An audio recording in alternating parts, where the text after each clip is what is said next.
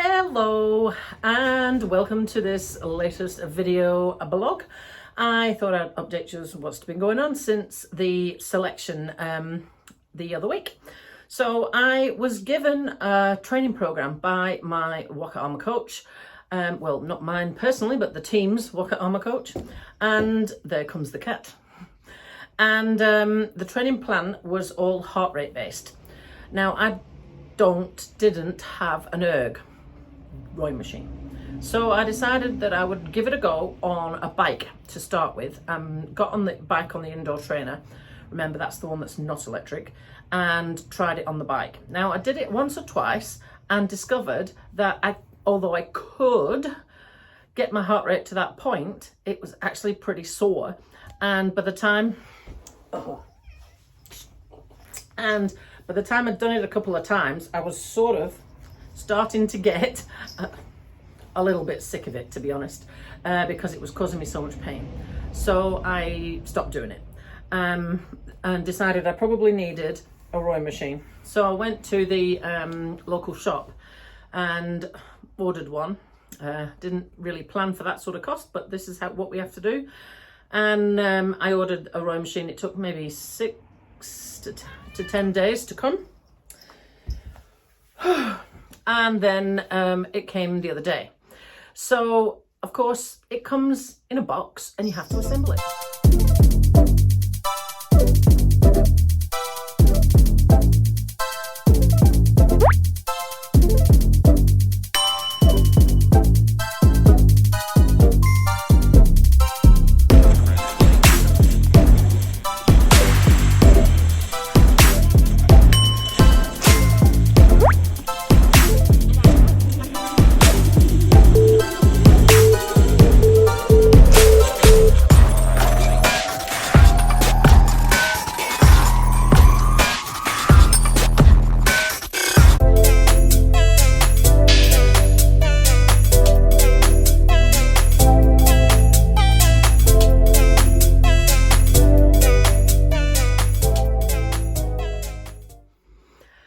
So once it was assembled, go me, I was pretty proud of myself and been able to do that. But I've got to say, it was the best instructions in the world. Let me just get them.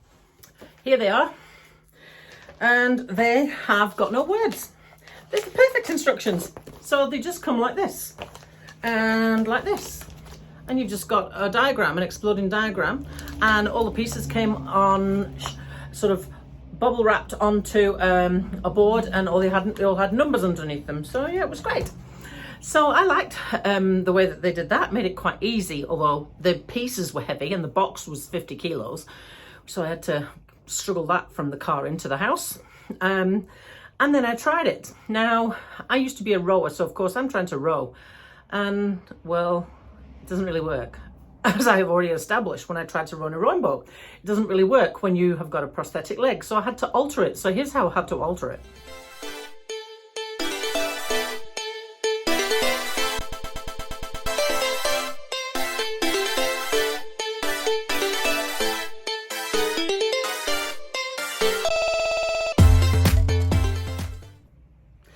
So I got that cracked and off I go. Now, what has been really missing from my training since I lost my leg is the high intensity stuff. And that is because I physically can't get my heart rate up that high, because all the exercises I've been doing so far have all been leg related, and my leg gives out and I have too much pain and I have to stop before I even get the heart rate up high enough.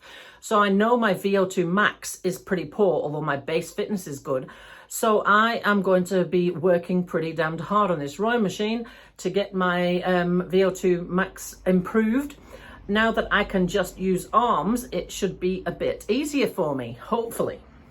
Then I was trying to get the story into the media, because of course I'd like to get it into the media for a number of reasons. You know, overcoming adversity. I know that the story I've got is inspirational. I also know that Waka Ama is really not that widely known a sport, and it certainly is not in Southland. So I wanted to get it into the media, and I was finding that really hard, because none of the media outlets are based here. So even the Southland Times is not based in Southland. It makes it really impossible to get local success stories into the media. And it's something that I'm still working on because I'm not going to give up. We're going to get this somehow, I hope. And then, of course, there is the fundraising, because I've got a bill of $4,000 from Waka Ama, New Zealand, just to get me to London and back. Then I've got to pay for all my meals whilst I'm there.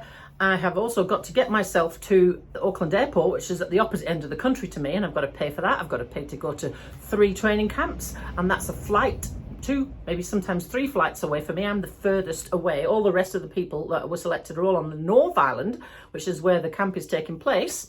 And then so that's all gonna sort of adds up to almost 10 grand.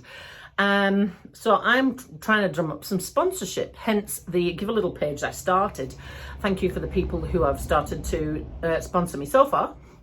Locally, I have sent out some grant applications. I've sent emails out to local businesses. If you're a local business, or even not a local business, and would like to sponsor me, I'm willing to do a talk, either come on site or do it via Zoom if you're somewhere else, in exchange for some cash. And you can either pledge an amount, or you can just do it anonymously through my Give a Little page. It doesn't matter to me either way, and it doesn't matter how big or how small it is. Every tiny little helps, as they say. Now, as for work, the fight goes on. I am still being told by ACC that I should be able to work full time. So I did an experiment. ACC consider full time to be 30 hours a week, which will be 6 hours a day. So I did 6 hours last week on Monday. And by the time I got to the end of the day, I was so much pain, both legs, because my right leg down on the floor, lymphedema, and standing up, even though I'm partially sitting, there's no way I'd last like 1 hour standing up completely, but I'm partially sitting on a saddle chair, and it's still, by the end of the day, I was so knackered it took me nearly all of the rest of the week to recover. Plus you've got the PTSD to consider, and all the peopling I have to do, and all of that sort of conversations and everything that comes with that. It was a bit of a disaster.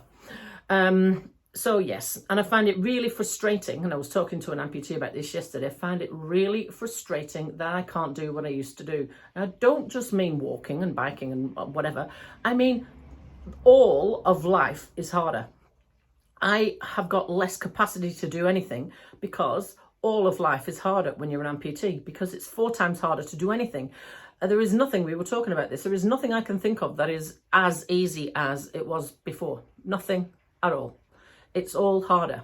So it makes everything really challenging all the way along. Just a little thing to consider when you're looking at all of my positivity and all that sort of thing. There is another underlying thing going on in the background. So then we come to the winter. So now it's winter here. So I think all of my exercises are all going to be happening on these here machines here mostly. Because winter provides me with an extra set of hazards, of course, only being 1-footed, and I've got to still keep the exercise up on the run up to London, which is in the middle of our winter, but it's in the middle of the European Northern Hemisphere summer.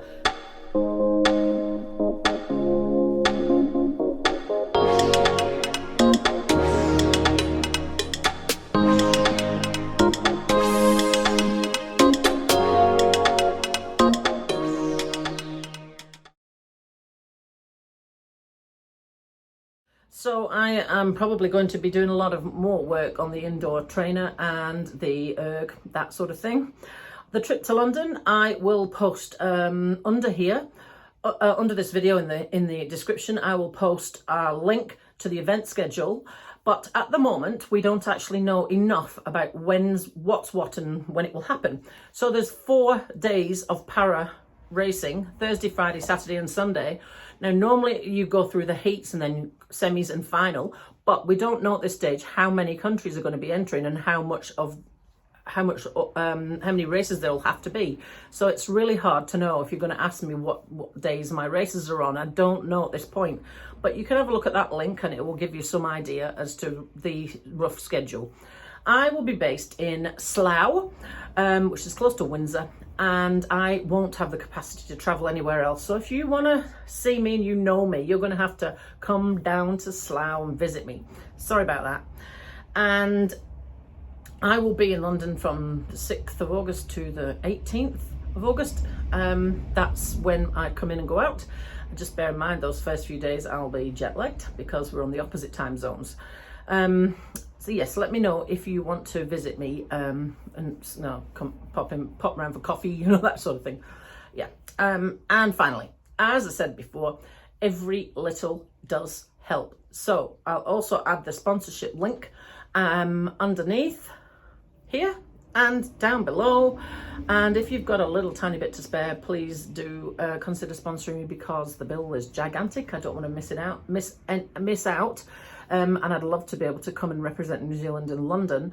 It will truly be the first positive opportunity I've had since losing my leg that I would not have had with 2 feet. So I'll just leave you to think on that. Thanks for listening.